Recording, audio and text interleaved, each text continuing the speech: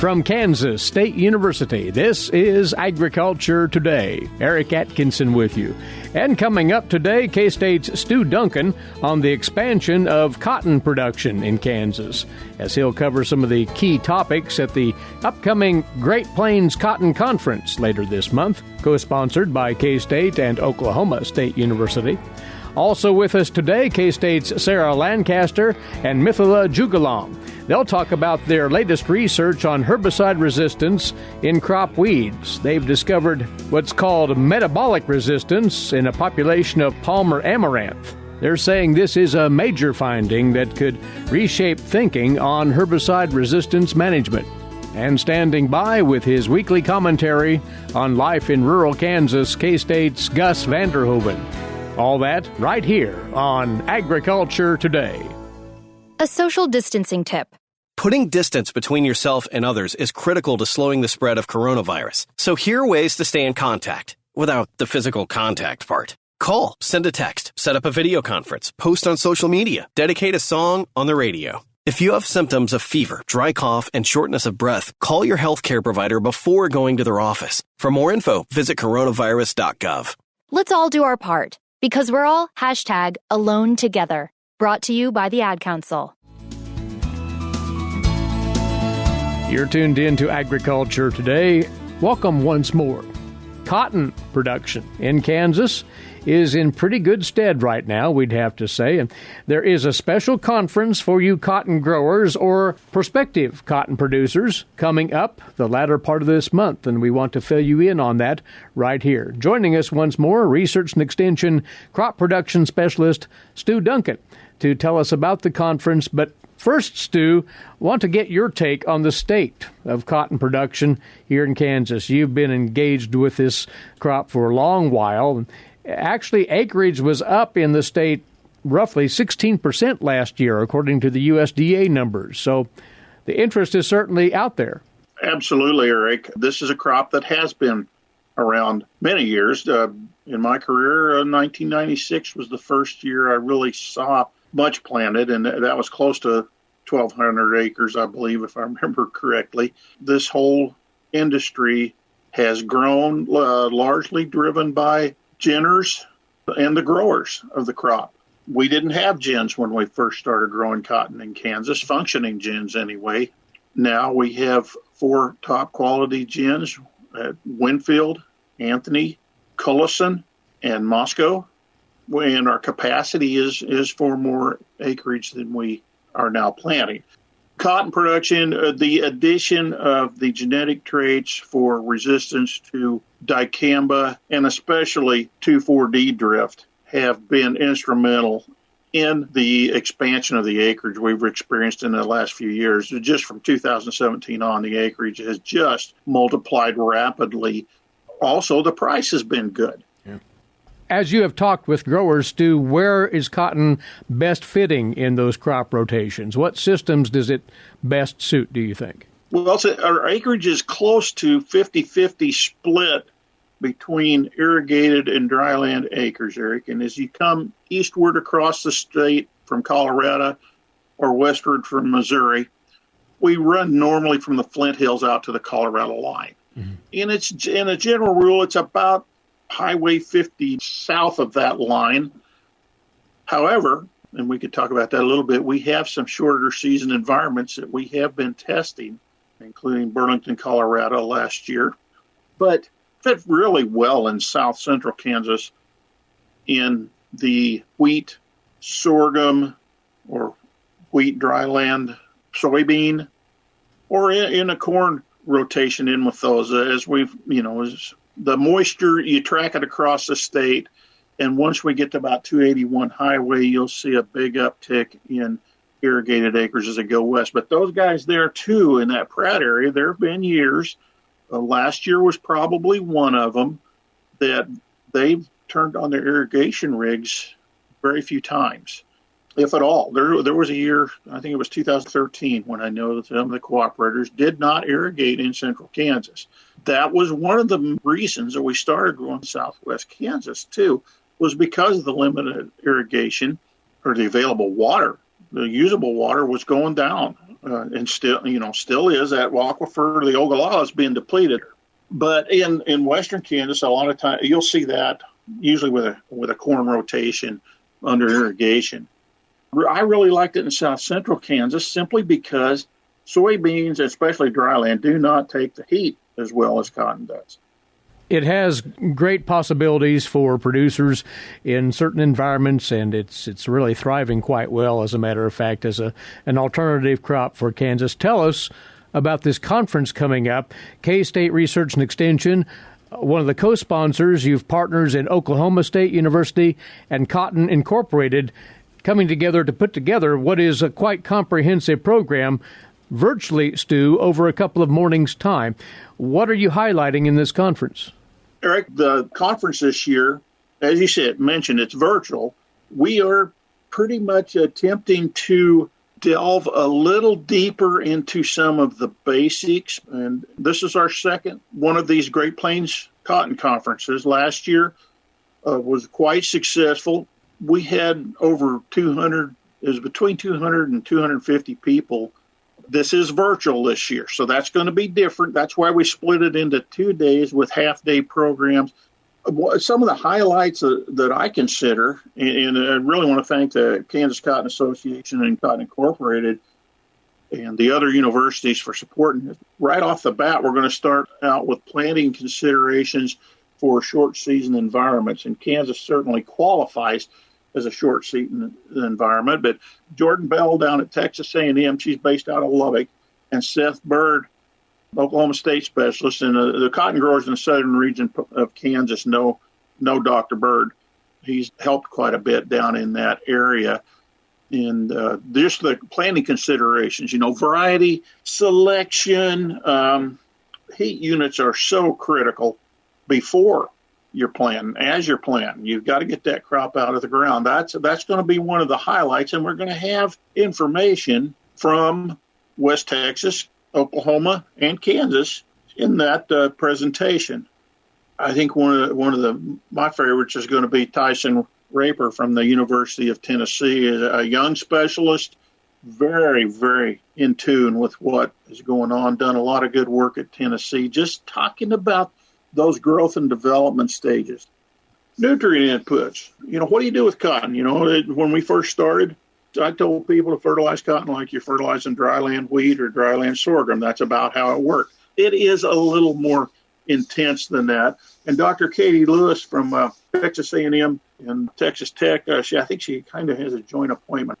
Something that's a real hot thing out in the Lubbock area is cover cropping work. And they've looked at some longer-term no-tilling, an important thing, especially down in that area. Lucas Haig from K-State and Dr. Jason Warren from down at O State are going to talk about optimizing water use on the Great Plains. And Lucas, I'm sure, will highlight work he has done down at the Moscow area. And Jason is going to talk about some of the stuff they've got going on down there now. Plant growth regulators, PGRs, that's one of the big things that is used quite a bit in cotton, trying to keep it shorter. And we don't want tall cotton. We want to be able to harvest it. And that's Seth Bird. That's in his wheelhouse. He has done a lot of really, really good work. We're getting more attention in the boll weevil arena. Rex Friesen, who is down at the Southern Kansas Cotton Growers Cooperative Gin, he's based out of Winfield, will be talking about that. It's just something we need to keep an eye on. It's a loaded program, no question about it, Stu, and we won't go through all the other facets of it, but they're highly interesting as well, each and every one of them. We didn't mention this will take place the mornings of February the 23rd and the 24th. That's a Tuesday and Wednesday, again online via Zoom.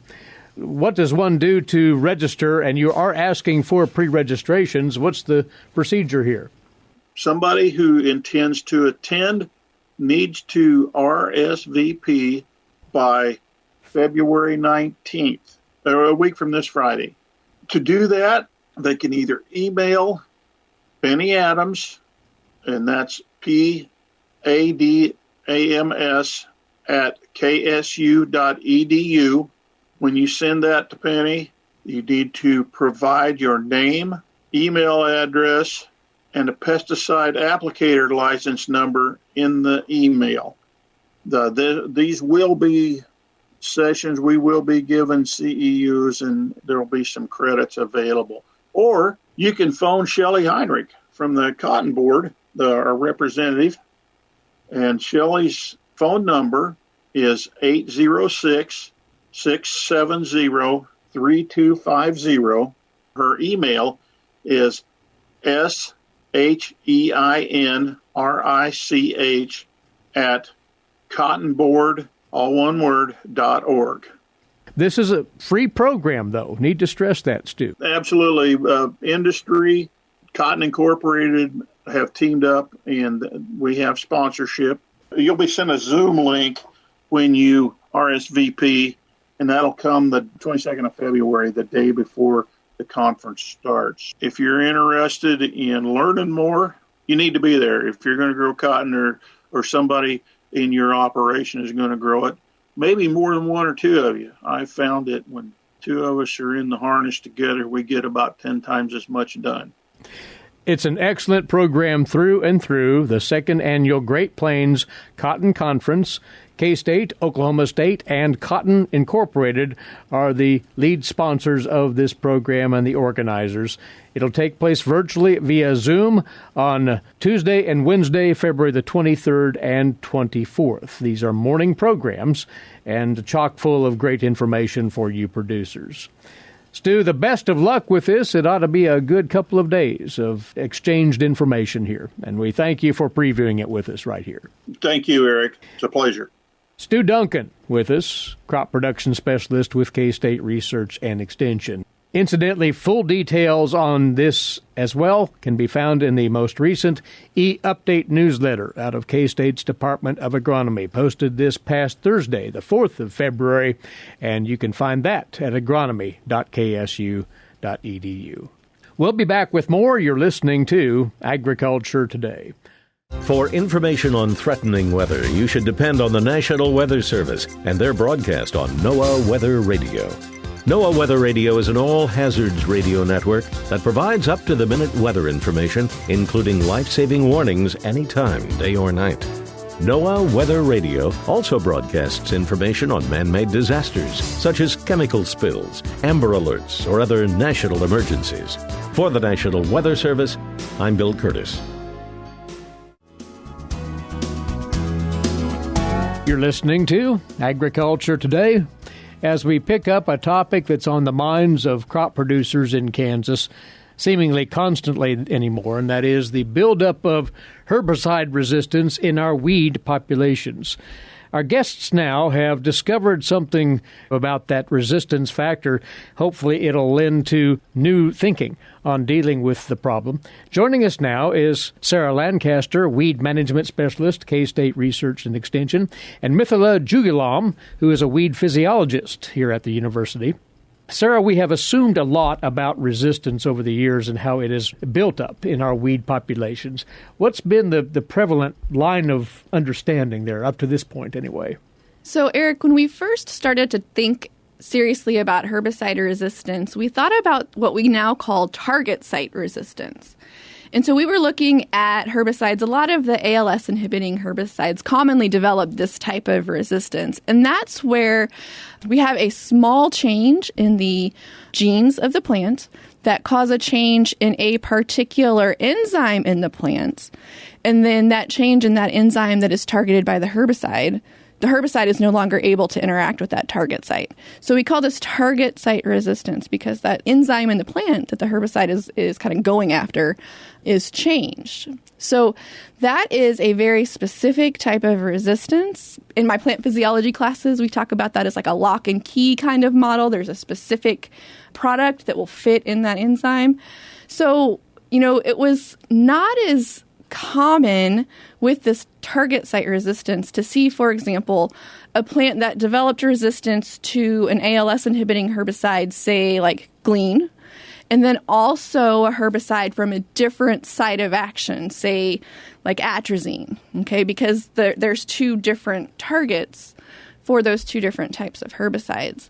So the population that Mithila has recently been working with, it does have some target site resistance, but it has a number of cases of what we call metabolic resistance. And so that's a game changer, Eric. It's a totally different mechanism of resistance in the plant, and it has some serious implications for how we manage these weeds, which we will outline as we go along.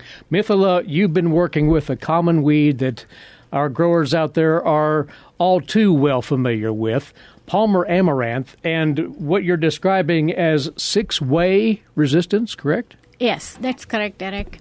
Yeah, Palmer amaranth, as most of our listeners know, is a number one problem weed across the U.S., not only here in Kansas. So what we found before this finding, we actually found several Palmer amaranth populations across Kansas have at least developed resistance to 2 or 3 different modes of action of herbicides. But what's new in this population is resistant to 6 different herbicide modes of action, which is really scary.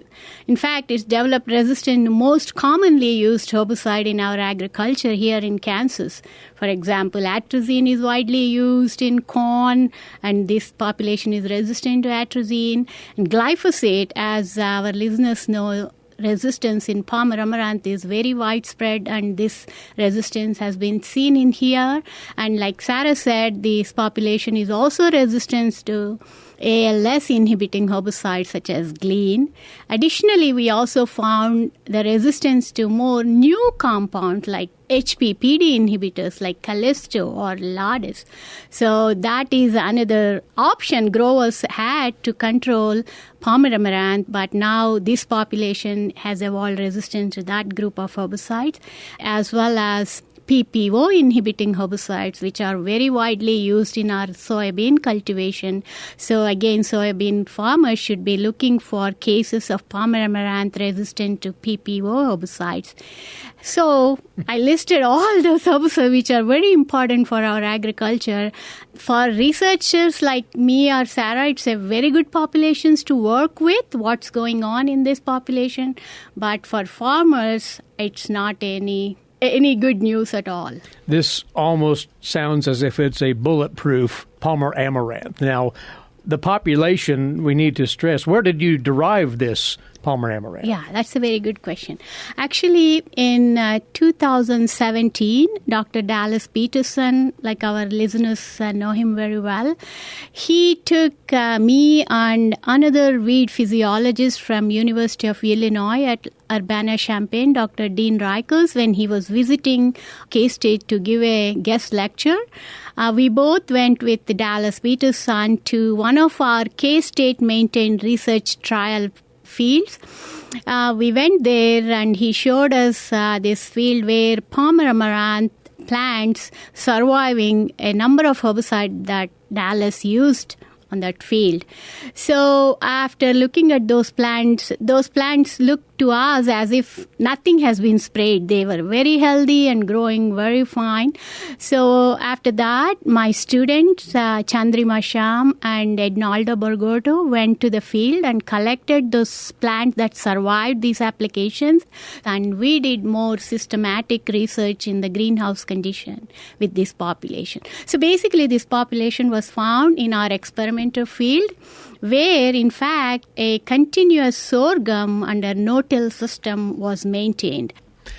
Then to the question at hand, why is this uber resistance developing in this Palmer amaranth population? And it gets back to, Sarah, what you said earlier is described as metabolism-based resistance? Metabolism-based resistance. Which is? So I'll describe the simple way, and then Mithila can describe the more complicated way. Okay. So when I talk to folks about metabolic resistance, I talk about the fact that even humans have certain enzymes in our bodies that are responsible for breaking down things like medications that we take, right? So if we think about the herbicides that we're applying to the plant like medication, it's the same types of enzymes that are responsible for breaking those herbicides down and getting rid of those. So we take advantage of that when we think about herbicide selectivity. So some plants are able to break down the herbicide and others are not.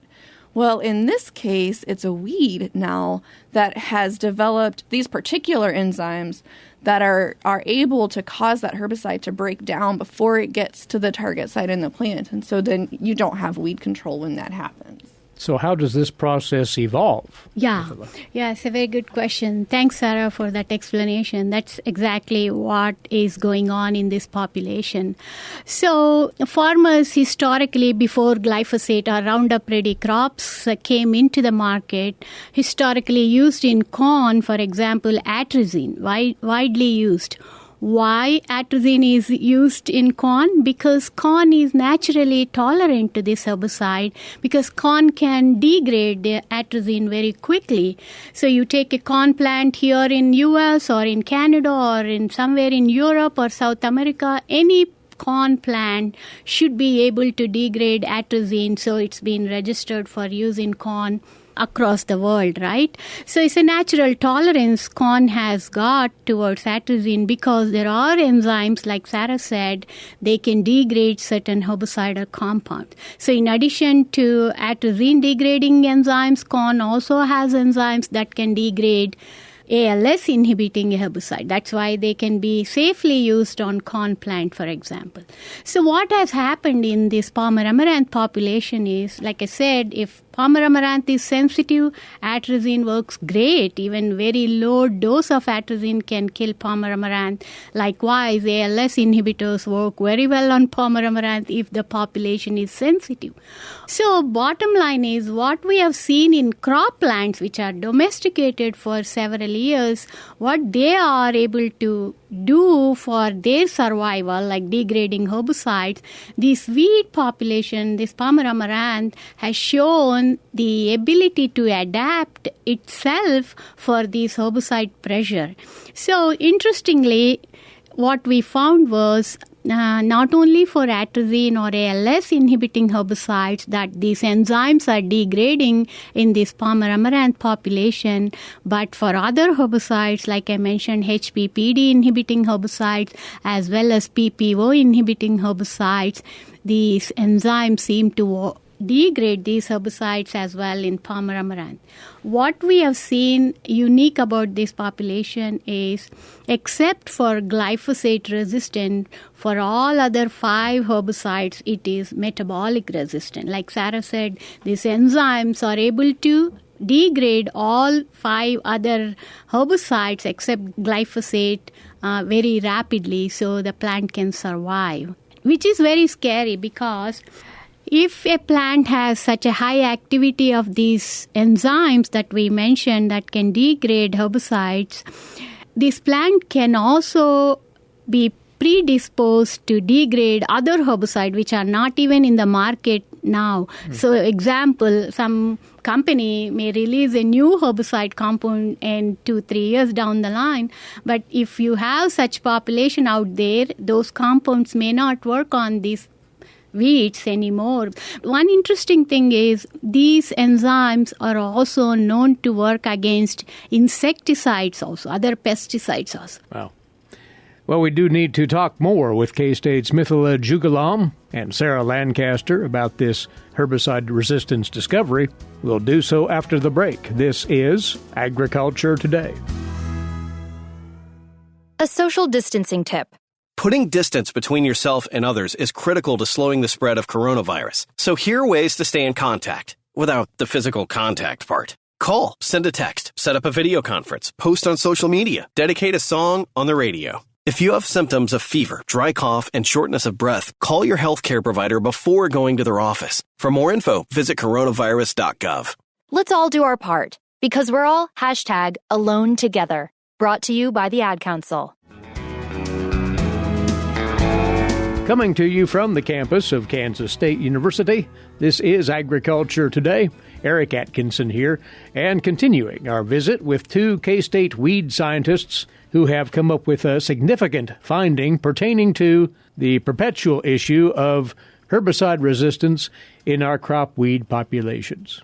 They have confirmed the presence of what's called metabolic resistance in a population of palmer amaranth, that notorious pigweed species so costly to crop producers here in the state and elsewhere. a population that's resistant to no less than 6 types of herbicide chemistries. Once more, we're joined by K-State weed physiologist Mithila Jugulam and research and extension weed management specialist Sarah Lancaster. Now, Sarah, before we broke away, you were further explaining how this diverse resistance, to put it that way, comes about, because as you and Mithila described it, this signifies a game changer in our future weed management. You say it can be further clarified in layman's terms. So, Eric, let's think of an example. My kiddos are into Legos, right? I have 2 boys at home. They're into Legos. If we think about a herbicide molecule as a Lego construction, right, these enzymes are looking for a particular type of Lego building block to attach to help break down that herbicide. So any molecule that has that blue 2x4 brick, right, that enzyme potentially could attach to. And so this is important because we've talked about cross-resistance and multiple resistance in the past, but metabolic resistance, as Mithila was alluding to, really creates a huge problem in terms of cross-resistance because any herbicide molecule that has that particular building block that could be targeted by those could be then degraded in these plants and then would not be effective. So it changes the way we have to manage things. That was the game changer part of this. This mega resistance tank mixes will not do much against it, it sounds. Rotating herbicide products, same thing. Is that correct? So it's kind of interesting, Eric. So yes, on the surface, what you're saying is 100% correct, right? The line that we've been using is mixing and rotating, right? Mixing and rotating. But if you have cross-resistance, you're not mixing effective modes of action. One of the things that I've recently seen in the literature that is very interesting to me and we don't know a lot about, there's some work, and I think maybe I've referenced this in conversation with you before. There's some work out of Australia where they're looking at tank mixes of herbicides to which annual ryegrass populations are resistant. So they've got a grass population that they know is resistant to 2 different herbicides. When they apply those herbicides alone, obviously nothing happens. When they apply those herbicides in combination, they actually restore control. So there are a lot of things going on in these plants at the metabolic level that we are still learning about. Is that fair to say, Mithila? Yeah, that's exactly true. One example in terms of palm amaranth control or common water hemp control that's resistant to HPPD inhibitors and atrazine, for example, Sarah. Mm-hmm. When you tank mix these 2 and apply, we in our greenhouse studies or my collaborator at Nebraska, Dr. Amit Jalas, what they found was they could control this resistant population much better because of what we call a synergistic effect of these 2 compounds when you mix. So that can help in controlling those resistant weeds. But you have to pick a right combination of herbicide that can actually give you the synergistic effect. On a different note, some herbicides, when you tank mix, can also have antagonistic effect. So be careful. Farmers should be really careful about what chemicals they are mixing so they can see a better control of these weeds. Absolutely. That comes down to the practical application of what you've found. Producers are going to have to be more astute in their herbicide management, their herbicide selection, revisit things that they've utilized in the past? What? You know, Eric, it comes down to knowing the populations in your field. I say this in a lot of my extension talks, but, scouting is just good old agronomy, right? It's nothing complicated, it's nothing fancy, but it is so foundational when we think about managing weeds and managing herbicide-resistant weeds. And so being aware of what you're missing in your fields in terms of what is escaping control by your herbicide program and adjusting your weed management program accordingly. I guess the kind of silver lining in this population that Mithila has been working with is that it still was controlled by glufosinate or by Liberty and by paraquat. So it's not impossible to control. That's true. But, we also have populations that have reduced sensitivity to Liberty, right? In Kansas, I am probably, Sarah, I don't... I think Vipin has got some data. Yeah, probably, yeah. But in any event, it suggests that producers, anybody involved in weed control is going to have to be nimble with their... Yeah, the other thing like Sarah and other extension specialists always promote that mantra is integrated weed management. Don't depend only on chemical weed control. Like Sarah is working on cover crops, right, Sarah? That's another option. Include as many other tactics as possible. Just don't only rely on chemical weed control.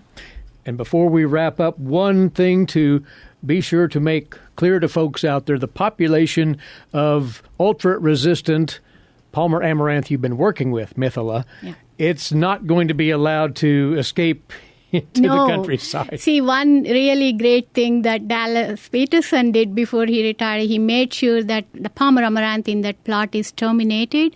We took every measure to make sure there is no gene flow coming out of this Palmer amaranth. There is no seed spread from this field going. So growers shouldn't be worried about this part. And also the seed that we are using in our labs, it's pretty contained. We are making sure we are using this only for research purposes, not sharing with anybody else. So we have taken care of that. Important reassurance, to be sure. Yeah. Highly important work that you have been doing here in discovering and quantifying this metabolic-based resistance in this case, Palmer amaranth weeds. And Sarah, Mithila, thanks for being along with us and telling us about this today. Thank you, Eric. Joining us here, Mithila Jugulam, who is a weed physiologist here at K-State and weed management specialist with K-State Research and Extension, Sarah Lancaster. And by the way, there is a detailed article on their work posted in that Agronomy E-Update newsletter from last week. It was dated this past Thursday, the 4th of February. Feel free to get a look at that, again, at agronomy.ksu.edu. You'll find that article right there on the front page. We'll return with this week's Stop, Look, and Listen next on Agriculture Today. When you are in need of timely, reliable, and trusted information, K-State Research and Extension is here. Whether it's organizing people, information, or resources, they have the necessary tools. Community comes first for K-State Research and Extension. For more information and to connect with your county's extension agents, visit www.ksre.k-state.edu. This is Agriculture Today. Stop, look, and listen. Back to my 4 Dutchmen who returned to Junction City. That's Gus Vander Hoeven of Kansas State University with comment on life in rural Kansas. It was last week that I traveled all the way to Trigo County with the 4 Dutchmen who were sent from the Dutch settlement in Michigan to look for land to settle. You remember? That was 1877. They were what you could call surveyors. They were not supposed to buy land, but to look. And look they did, all around Trigo, close to Wakini, where they must have gotten off the train. They saw good land. Then they returned to Hayes and Salina after they had split up in 2 groups as they ran out of time. We left them after their return to Junction City. It's interesting to note that they reported that land in Trigo County could be bought for $2.50 to $5 per acre, and an entire township for far less than that. It was 1877. I pulled this information from the Dutch newspaper called The Constitution, printed in Ottawa County, Michigan, January 15, 1878. It is from the report of the Kansas Committee, written by the 4 people sent to Kansas to investigate, and I find it fascinating. After I sent a radio program to a Dutch friend in Maine, he sent me an old map of the purchase of the land near Wakini from the Kansas Pacific Railway in 1877. It was James Keeney, a land speculator in Chicago, who bought the land together with his business partner, Albert Warren. They named the settlement Wakini, combining the two surnames. The capital K has been dropped. The story goes that they built the town to be the Queen City of the High Plains. After rapid initial growth, crop failures drove settlers to leave in 1880. And by 1882, a few struggling stores were left. Then Volga Germans came, bought land, and settled down. But back to my 4 Dutchmen who returned to Junction City. After, I assume, a good night's rest, they decided to split up again as time was pressing. 2 of them went north to visit Milford, where a Dutch friend was waiting for them to show them around. They visited Wakefield, where they looked at land. The next day, they visited Riley, where people had settled from Friesland and Michigan. Of course, Dutch was the language. The land was good, well located, and wood and water were available, as well as stone to build. There was available land some 20 miles northwest of Manhattan, the county seat. I wonder if by chance they glanced at our land. Of course, the big man-made lakes were not built yet. They must have looked at beautiful valleys. There was a store and a post office and a place where machinery could be bought. At the store, fence material could be bought, wire fences at the cost of 60 cents per rod. I think from Junction City they must have gone home, as no further land viewing is mentioned. It must have been an interesting train ride back to Michigan. There was plenty to discuss, compare notes, and share of their separate explorations. They arrived at a consensus that breeding cattle is the best and cheapest for the Kansas farmer. The corn, they called it maize, cost 15 to 20 cents a bushel. While growing maize in and of itself is not profitable, when feeding pigs and beasts, it gives good return. So a bushel of maize or corn can make as much, if not more, in Kansas, and the bacon and meat can be priced similarly to what they do in Michigan. The crop of maize, corn, delivers a good profit, and since maize averages 50 to 80 bushels per acre, it brings the farmer a good reward. They also mentioned wheat as a good crop for Kansas soils.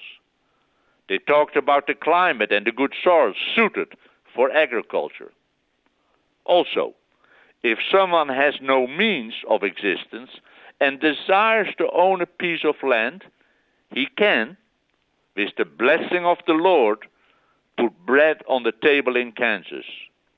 But those who wish to become rich in a very short time should go where money is more easily picked up.